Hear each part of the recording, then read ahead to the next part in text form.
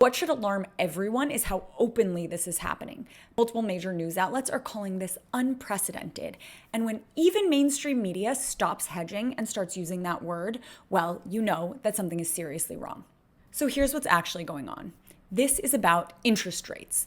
The Federal Reserve sets interest rates based on economic data, unemployment, inflation, and market conditions. Those decisions affect your mortgage, your credit cards, your savings account, and the cost of living across the board.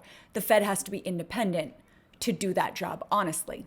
If politicians or the president can pressure the Fed to lower rates before an election to juice the economy or raise them to punish opponents, the entire system turns into a political weapon. That's why Fed independence exists. It protects your financial stability from political manipulation.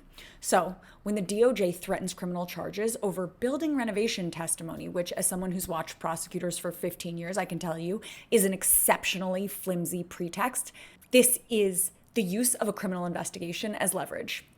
This is mob logic. Nice monetary policy you got there. Be a shame if something happened to it. What should alarm everyone is how openly this is happening. Powell went public about these threats. People in positions like his do not do that lightly. That tells you how serious he believes this breach is. And the message being sent is chilling. If they can do this to the chair of the Federal Reserve, they can do it to anyone who stands in their way. This goes beyond economics. This is the erosion of the rule of law. Weaponizing the Justice Department to apply political pressure damages democratic institutions in real time. Threatening to indict the Fed chair to influence interest rates takes that abuse to an entirely new level. Pay attention to this story. When they tell you it's about building renovations, understand what's really at stake. The independence that keeps our economy stable and the rule of law itself. Because if they can do this to Jerome Powell, imagine what they can do to the rest of us.